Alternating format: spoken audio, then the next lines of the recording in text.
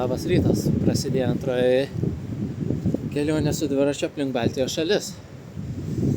Naktelė buvo vėjuotai, net gavau lietaus. Bet nakvynės vieta, palapinė, dviratis buvo po stogu, tai viskas tvarkoj. Sausi, nesušalom. Bet dabar, kai reikės minti, tai bus ne kažką. Net striukę apsivilkau. Nes labai stiprus pučia vėjėlis. Nėra malonu.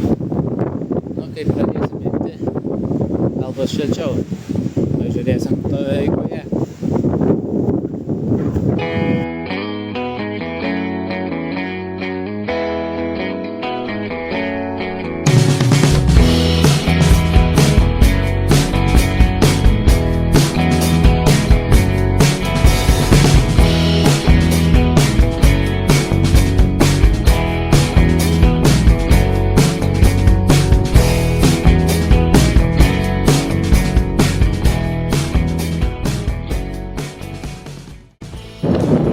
Šįkart teks su vėju pakovoti. Labiau į šoną vėjas, bet reikalų yra. Dar Aukštaitijoj įkalnės geras. Sutiek man tos lipt ir ką veikt.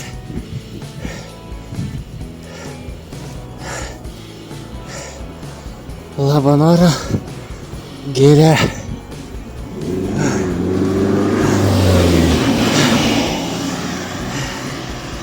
Va taip va. Užpuškavau. Šiandien šiek tiek mažiau nusimatęs maršrutą 108 km. Ir šiandien vakare turėčiau kirsti Latvijos sieną. O kaip seksis iki jos dasigaut, pamatysit. Atrodo saulėta, bet iš kažkur tai snaigės matau vieną kitą nukrent. Gal nebus baisiai daug sniega. Mano padangas tai vasarinės. Užsidėti antbačius.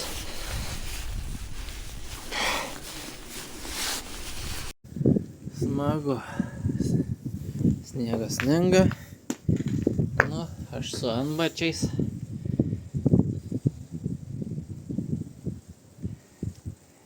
Kas beliek nieko nelaukti ir važiuoti. Toliau.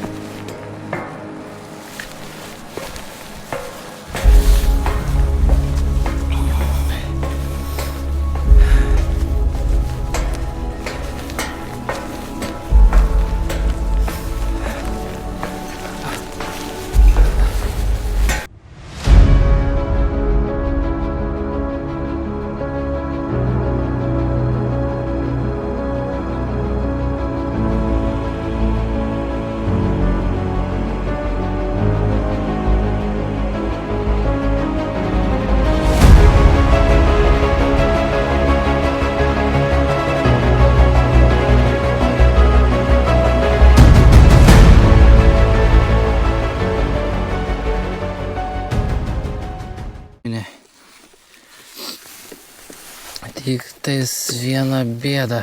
Ana, kaip aš neturiu varžtą prisukti, tai jis nelaika šitas.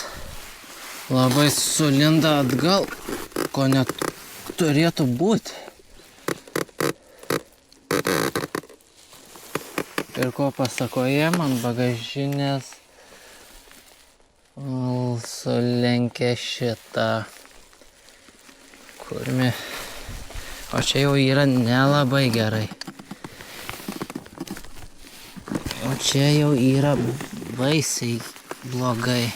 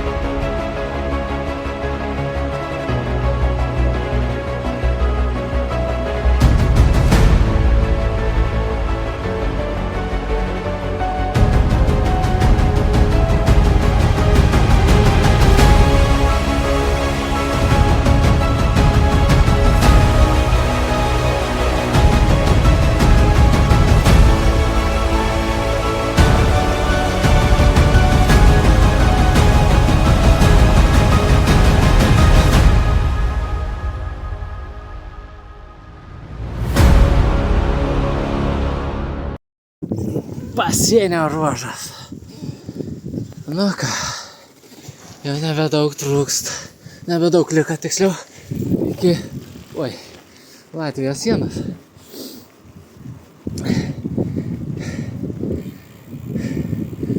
Na jo, šiandien vėjelis. Nebuvo man vėjelis geras draugas šiandien. Bet nebuvo ir baisiai priešiškas. Labiau pūtė iš šono. Aišku, gavau ir sniego, ir saulės, dar lietaus trūka. Bet užteka. Greitai atvažiuosiu į savo nakvynės tašką, jau Latvijoje. O rytoj reikės nuvažiuoti į miestelį, tiksliau į miestą Daugpilis, jeigu gerai atsimenu taip tarės. Ten susirasti dviračių krautuve ir pasikeisti bagažinę, kad nekeltų problemų toliau ateičiai. Tai iki nakvynės man nebedaug kaip ir belika. Maždaug 10 kilometrų įsikurti ir eiti ilsėtis. Nemažas ežerėlis. Tenais kitapas turėtų kažkur matytis Ignalinos atominė elektrinė. Bet atrodo nesimato. Nu, ką padarysi? Man ten sukt. Kažkas čia ne to. Aš nenoriu čia sukti. Davai, daryk.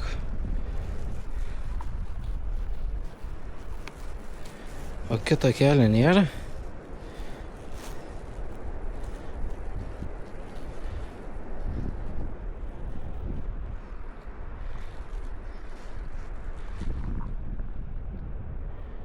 Na šitas tikrai čia ne. Na štai, iki Latvijos sienos lieka 2,5 km. Dar 2,5 km žvyru. Jei būčiau važiavęs to keliuku per mišką, būčiau ir čia išlindęs. Nu jau ne. Geriau važiavau ilgesnį tą tarką, nei išvis. Jau man žvyrkeliu sunku pravažiuoti. O miško tai išvis net nekalbu. Pakrautas ir mano padangikės tokias labiau plenta. Kaip man nepatinka žvyrkeliai, ypač su tarkom. išdaužyti. Jėza, mano bagažinė taip jau pavargus, sulankstyta. Į dar čia. Kiek čia tai, kaip ten, jojo. Va dėl to man nepatinka Latvijos Respublika.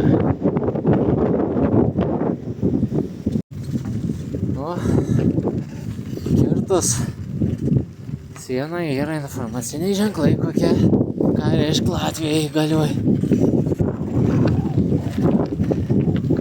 Bet galėtų jie ir savo tą kelią nusigrederuoti. Stotelė, žiedas. Net autobusai čia atvažiuoja. Nu kada čia? Lietuvos rubeža.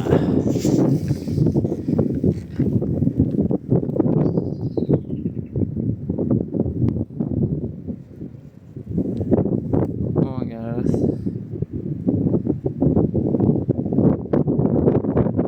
Jeigu tai palaukčiau, tai rytoj, galim sakyti, autobuso sulaukiu.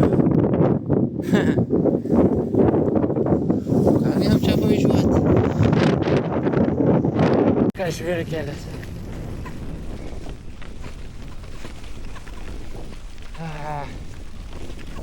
Mūsų sėtės ilgai. Nelieka. Palei žemėlapį žiūrėjau, jau nebetoli asfaltas ir dar nebetoli mano nakvynės vieta. Norėjau 7 patekti į savo nakvynės vietą, bet pasirodo 8 valandą tekti. Ir aišku, žinoma, turiu varyti dabar prieš vėją, kuris tikrai nepadeda.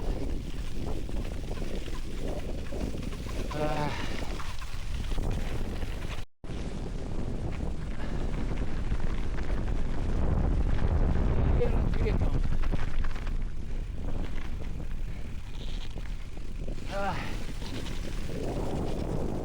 Nu čia įsirinksiu kokią vietelę. Pamiegoti.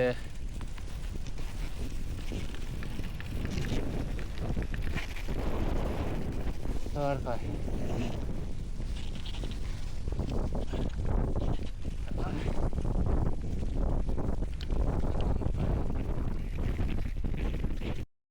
Na tai va čia bus mano nakvynės namai. Pirties kaip ir nereikia. Čia dar užrakinta. Apsistosiu čia. Gal nieks neišvarys. Neturėtų. Štai ir baigėsi antroji diena aplink Baltijos šalis. Pagaliau kirtau Estijos sieną ir netoli sienos apsistojau. Įveikiau 118 km, nors turėjau įveikti 108. Buvo tokių dalykų, kur teka, tiksliau incidentų, kur teka grįžti atgal, ypač ieškoti telefoną, kuris net nepajutau, kaip iškrito man iš kišenės. Laimė, kad radau. Problema su bagažinė, dar kaip ir pakenčiama, dar laikys. Tikiuosi rytoj nuvažiavęs į miestą atrasiu kokią pakaitalą ir galėsim be problemų tęsti toliau kelionę.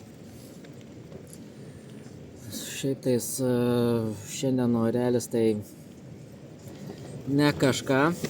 Vėjas daugiausia, aišku, buvo bent nors tiek gerai, kad į šoną, bet teka ir prieš vėją paminti, tai vos ne kaip sakant, kaip stardis buvo. Aišku, ir buvo pakankamai žvyrkelio bjauraus, kas man labiausiai nepatinka.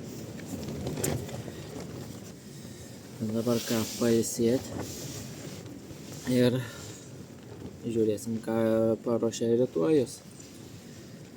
Tai ačiū, kad žiūrėjot ir gero poilsio. Iki rytojaus.